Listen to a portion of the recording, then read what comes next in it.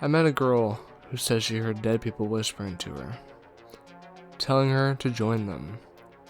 Now I'm hearing them too. I'm insane. Please just tell me I'm insane.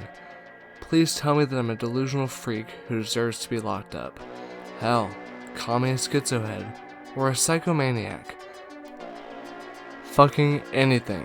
Just, for the love of God, tell me this isn't real. If it is, I don't know what I'll do.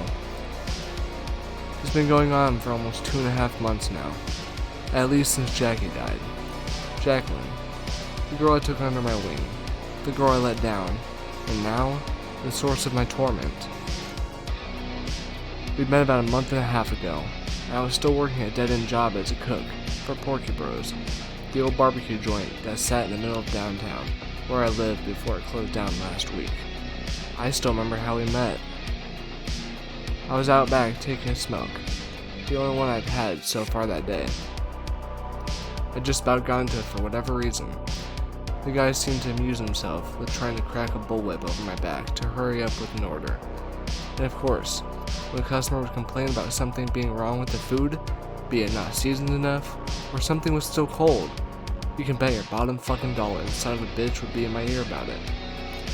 That time was over the order being 3 minutes late, even though we were getting slammed with business, and I barely had any help, with multiple people calling out. I was already tired from having to pull a double, and I'd been putting up with his shit for far longer than I ever should have. And I was about to break his face in when Wendell, my buddy and one of the only other cooks working with me that day, stepped in and told me to go take a smoke. I did so without a single word. So there I was, puffing away at a Marlboro Red, when she approached me for the first time. I could tell she'd been crying, and her clothes were torn and raggedy. "Can I bum a smoke?" she asked, her voice shaking. I looked in the pack, seeing that there was only one left after the one I was smoking. Admittedly, I almost told her no. Looking at her though, I guess at the time I didn't have the heart. "Thank you." She just stood next to me, silently dragging on her smoke. Part of me wanted to ask if she was okay, but at the same time, I knew she wasn't. The way she looked said everything. The tattered clothes, the way she was quivering, still in tears, and just how utterly frightened she was. Plus, I could also see bruises on her cheekbones and around her mouth. I was heartbroken. I must have somehow shown it too, because soon, she told me that it was nothing, just an accident. Accident? My ass. She shrunk a bit before taking another drag. She told me that it was just a misunderstanding, that it wouldn't happen again. I was becoming enraged. I wasn't a saint, sure, but damn it, I was raised to believe that, no matter what, a man doesn't put hands on a woman like that. I wanted to find and hand this piece of shit his ass on a platter before putting him down like the animal he was. "What happened? Why'd you do it?" I finally managed to ask. She shook her head. "Look, don't worry about it, okay? You wouldn't get it anyway." "I think I get it perfectly well. Some bastard just beat the hell out of you, and you're afraid of getting in trouble by telling me who he is?" "Oh yeah?" she scoffed. "Well, what are you gonna do, huh? Kick his ass?" "Why not? At least then I can kick someone's ass today." This made her chuckle. "Bad day, huh?" "Look who's talking." This time we both laughed. "Name's Otto, by the way." "Jacqueline," she said, her voice sounding just a little less timid. She flicked her cigarette out before thanking me and turning to leave. "Hold up." I shot my hand out to her, stopping her. I pulled out one of the order tickets I crumpled up earlier out of anger and scrawled my phone number on it. "Call me later, okay?" She looked at it, and then to me, smiling. "You got it." She then turned and left, and I went back inside to continue torturing myself with the rest of my shift.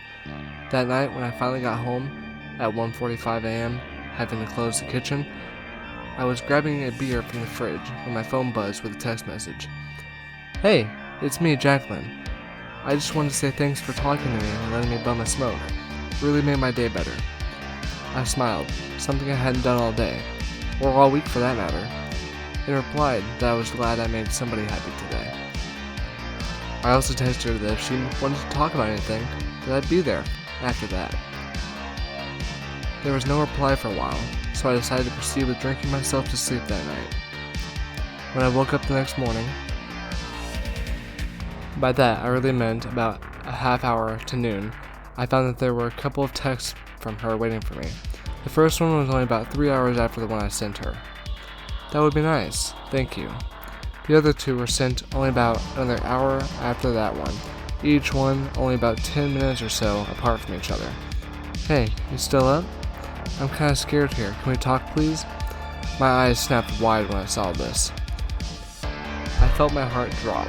The timestamps for these messages had been from 5 hours ago, when I was asleep. She needed me, and I wasn't there. Immediately, I shot her a text saying that I was sorry I didn't see her message and asked if she was okay.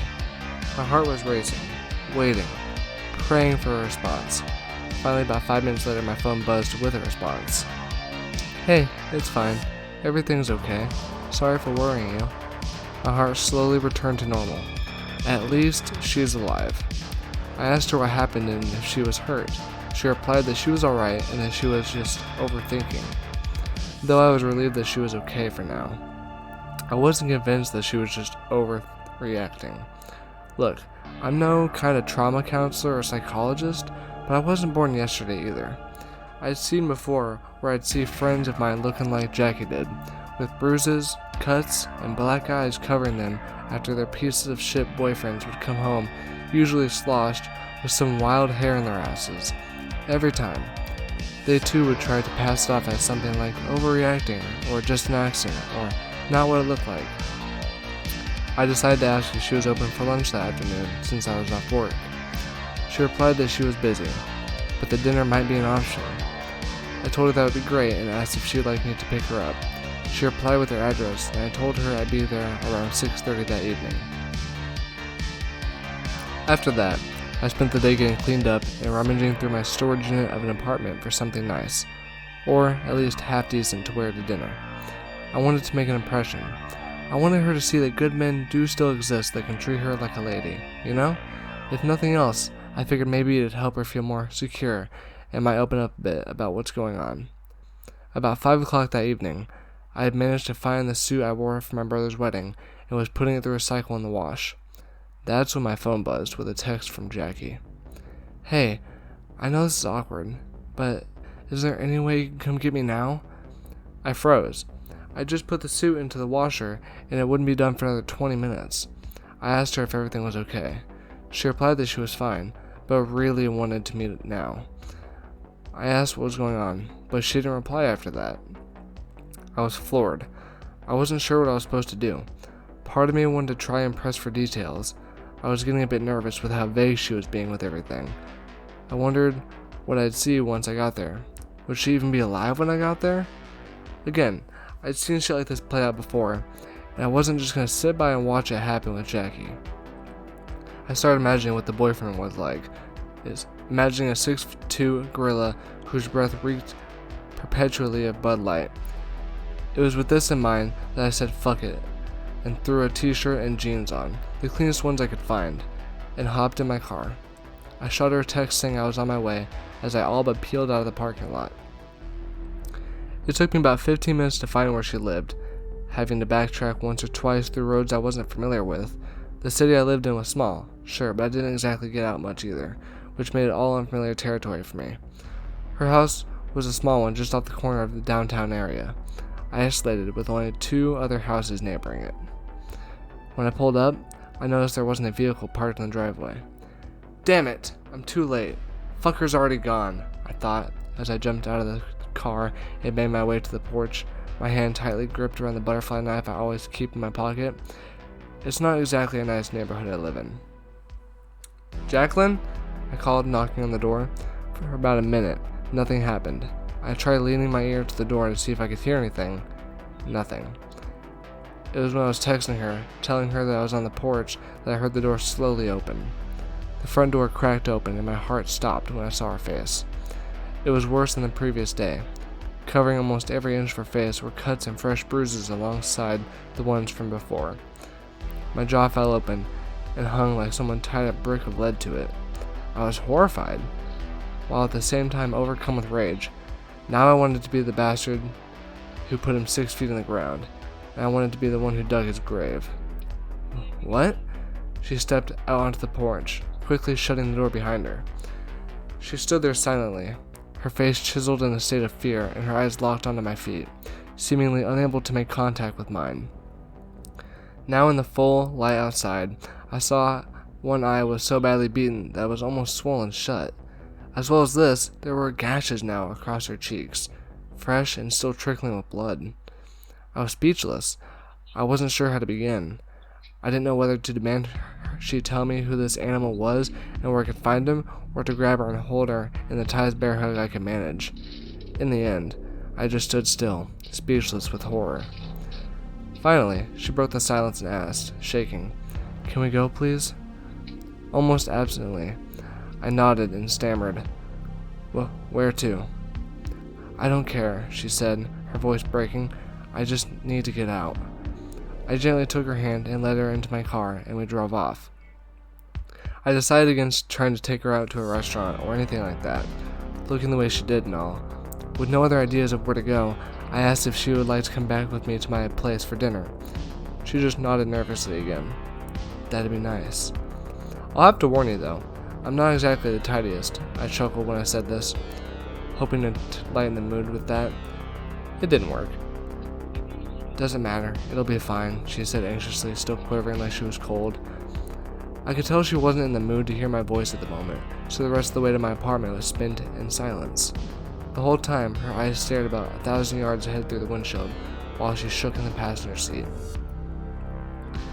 When we pulled up to my apartment, before I could even cut the engine off, Jacqueline was already undoing her seatbelt and opening the door. As quickly as I could, I turned the car off and got out after her. I got her to follow me back up to my apartment. "Ta-da!" I said awkwardly as I opened the door to reveal my recommended apartment. Home sweet home, or at least as sweet as it can be. I saw her look at me, her eyes still wide and nervous, yet still parting the left corner of her lip up into a shy half smile. I threw some of the clutter that was on the couch onto the floor beside it, giving her a place to sit down. She stood in the doorway for a second before finally trudging over and sitting down. "Would you like a drink?" I asked, opening the fridge. "I must warn you, all I got are Millers, but they are fresh and cold." She smiled weakly again and replied, "No thanks." I grabbed one for myself and made my way to the couch, sitting next to her. For the first 5 minutes or so, my apartment was so dead silent that you'd been able to hear a pin dropping from the 5th floor above me. She just sat staring at the floor. A couple times, I saw her shaking her head like she was dizzy or something. I broke the silence by asking her if she'd like to watch something on TV. She didn't seem to notice me at first, so I called her name again. This time, her head snapped up to me. Her face looked lost and afraid at the same time. "Huh? You want to watch some TV? Oh, yeah, that'd be nice." I turned it on and started flipping through the channels. Finally, I managed to land on an episode of Family Guy and stopped there. I asked her if she was cool with that, telling her it was one of my favorites. Though, to be honest, it wasn't. She just shrugged and said she didn't mind. By that point, it was really starting to eat away at me, at what she wasn't telling me. Again, I get it. People in her situation, especially after a particularly bad episode like what she dealt with earlier, tend to not want to talk about it. But that didn't make things any easier for me. I became especially anxious when I saw her start shaking her head and clutching her temples. Then I started hearing her faintly mutter under her breath, No, stop it. I don't want to. Stop." "Stop what?" I asked nervously, putting my hand on her shoulder. She didn't seem to notice, instead shaking her head more violently and tearing at her hair. Her clawing became violent, pulling at her ears, and I was scared she was going to rip them off. I realized that she must be having a psychological episode, maybe PTSD or something from getting the hell beat out of her that day. Unsure of what to do, I grabbed her arms and shouted her name. "Jacqueline! Jacqueline!" She finally stopped and looked at me again, her eyes wide, almost unnaturally so, looking absolutely lost and flooding with tears. Her breathing was heavy. "It's okay," I said softly. "It's okay. I'm here. I've got you." I didn't really know why I said that, truthfully. I didn't believe what I said, being just as lost, if not more so, than she was. I guess it was the only thing I knew to say to make her feel better, or at least to keep her from doing serious harm to herself. Thankfully, it seemed to do as much because her body immediately relaxed as she then curled into a ball and buried her face in her hands, sobbing. I just froze. What was I supposed to do here? I wanted to hold her, but at the same time I knew that might cause her to freak out again. One thing was certain. I definitely wanted to beat the shit out of the boyfriend. "I'm sorry," she said through her hands. I shouldn't have come here. I'm sorry, I should go." She started to get up from the couch. I got up to stop her. "Back to him?" I asked. She tried to push past me to the door. I continued to block her. I couldn't let her go back to that hell. I wasn't even sure I was comfortable leaving her alone at this point. "What are you talking about? Your boyfriend, the piece of shit that's done this to you?" She shrunk down again, closing her eyes and saying, "Look, you don't get it. My boyfriend didn't do this. I don't have a boyfriend, okay? I live alone. Just, please, I need to go home." I was caught off guard by this. If she didn't have a boyfriend or anyone else, then who has been beating her up like this? As much as I wanted to press that question, I could see that she desperately wanted to leave. "Then at least let me take you home, please, just so I know you'll be okay." She looked at me and nodded. "Sure." We drove in silence. Well, silent except for her constantly mumbling. I said no. "I won't go. I don't want to. Leave me alone." I said nothing, but I can't lie. This was starting to scare me. I was terrified that at any moment she was going to start trying to tear at her hair or something again. Fortunately, that didn't happen. When we pulled into her house, before she could bolt out like she couldn't get out fast enough, I put a hand out, stopping her. "Call me tomorrow morning, okay? Just let me know everything's okay. Please." She half-heartedly nodded before getting out of the car. After she went inside, I just sat there for a good 5 or so minutes, waiting for something to happen. I almost expected to see her in the window getting hurt, either by herself or someone else, and that I was going to have to rush in after her. As it happened, all the lights were off, and it was dead silent. I finally managed to satisfy myself that, for the first time, she was okay, and left her house. It's no surprise that on the drive home that night, my mind was entrapped by one big question. What the hell was going on with Jacqueline? Why was she hurting herself the way she was? What was causing her to have episodes like she did at my apartment? Did something happen to her? Maybe something that somehow scarred her?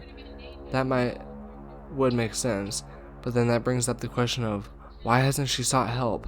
Hell, has she told anybody? If not, then why? Of course all this was eclipsed by the biggest question. Who the hell was she talking to when she was saying, "Stop, I don't want to"? The only conclusion I could think of now was that she might have some form of schizophrenia or even some dual personality or something like that.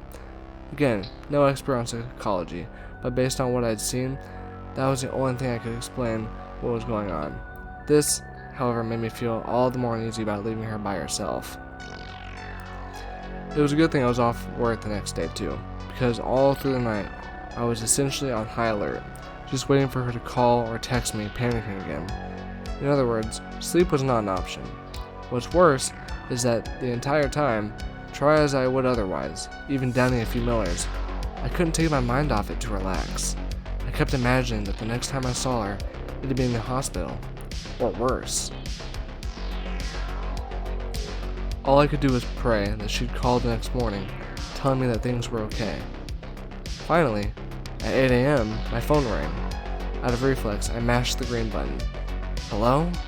Jacqueline? Is everything okay?" "Yeah, everything's fine." The voice sounded normal. Actually, it almost seemed relaxed.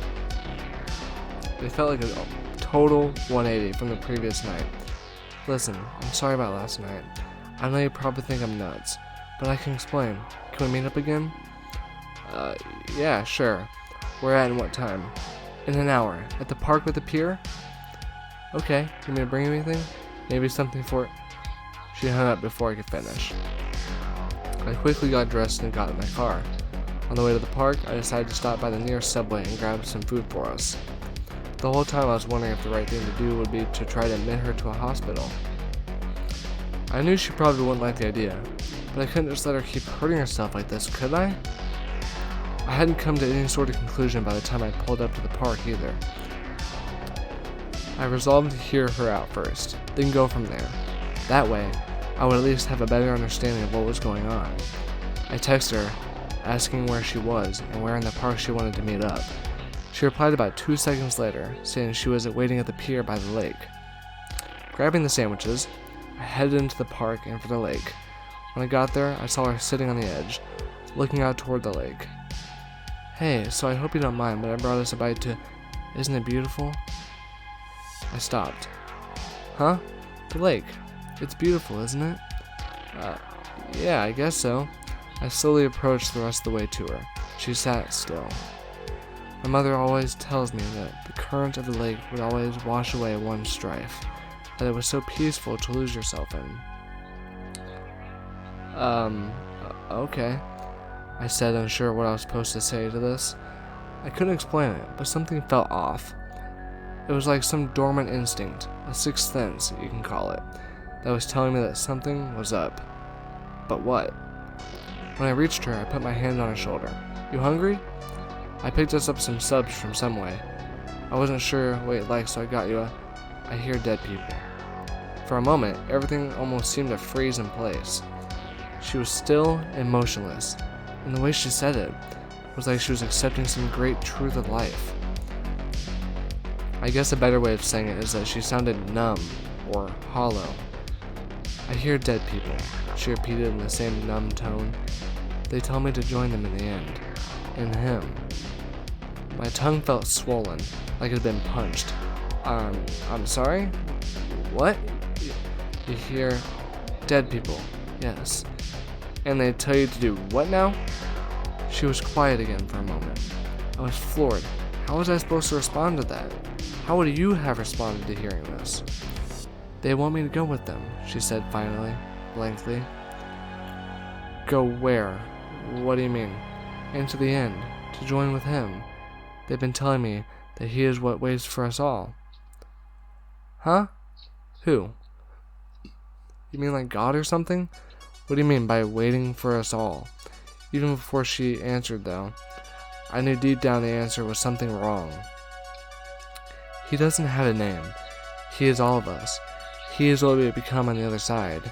He waits to be completed. They need me. He needs me to join. I could feel a series of chills prick down my spine hearing this.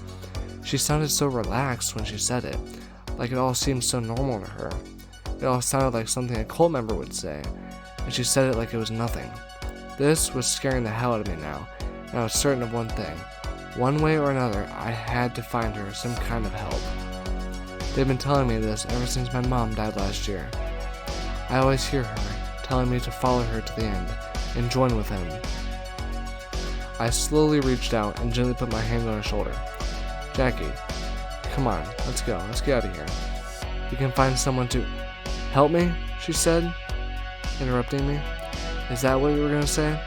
I stayed silent. She let out a scoff and said, Look, if you don't believe me, what makes you think anyone else will? I was stumped. I wanted to grab her hand and take her to the nearest hospital. I wanted to tell her that things were okay, and that the voices weren't real. But I didn't. Instead, I clammed up. Besides which, she continued, starting to stand up, it's alright. Everything's gonna be fine now. I'm done running. What happened next felt like it was lasting an eternity, despite it only lasting about a couple minutes. I remember briefly noticing that she had her shoelaces tied together in a ball, joining both feet together. While my brain was busy with wondering about this, as well as trying to take in what I was hearing and trying to figure out how to find someone to help her, she looked me in the eyes for the first time since I got there and said, Thanks for being here, Otto. I, for only a split second, saw that her hands were duct taped together. By the time it fully hit me exactly what she had planned to do, I'd be too late to stop her. In one fluid motion, she flung her body backwards and was instantly swallowed by the lake. I rushed over and saw that she was almost too far down to see, only faintly glistening her eyes, looking back at me. wide and panicking. I turned back and shouted at a few others walking by to call 911 before diving headfirst into the lake after her. I flailed frantically, as hard as possible, pushing myself deeper and deeper after her. It was useless, though. The lake ran deep, and it got darker, murkier, the further down I went. Because of this, I couldn't see a thing. I also had never been a good swimmer in the first place. I had to push my way back up for air and go back down several times, still unable to reach her. Eventually, my body grew weak, and I couldn't even move my arms and legs anymore. My body then started sinking too, and I was forced to take a mouthful of water. Unable to hold my breath any longer, that's when I finally blacked out, falling to the bottom of the lake along with Jacqueline. I remember coming to on the pier, dizzy, puking, and spewing up lake water. Over me was a paramedic holding a jump bag and an oxygen mask. "He's becoming responsive," he shouted to the group on the other side of the pier. "Are you okay, sir?" I stared blankly at him, still catching my breath. It took a moment before everything came rushing back to me. "Jacqueline!" I cried, bolting up. The paramedic stopped me, telling me to calm down. I looked around to see police officers at the edge of the pier walking towards me. When they questioned me as to what had happened, I told them the truth as I knew it, that she had jumped in the river after telling me she was hearing voices. I expressed that I also had every intention of trying to find help for her. They seemed to accept this as there was no other evidence, physical or from witnesses, to suggest anything otherwise, and I was free to go home. From there, life sort of just went on. It was weird. I of course spent a couple weeks following losing myself to the bottle every night after work. Finally, I was turned out from Porky Bros when it got to a point that I was unable to function in the kitchen anymore. I read a week later in the paper that Jackie's body was finally found after dragging the lake. Eventually, though, I managed to actually sort of move on. I found another job in a much nicer restaurant, one that actually paid a bit better, and I felt like I could push Jacqueline to the back of my mind. A distant memory. That's when I started hearing it, though, or rather, hearing her. It happened one night when I had come home from work and was about to go to bed when I started hearing her voice calling my name. "Otto, Otto." Then I saw her.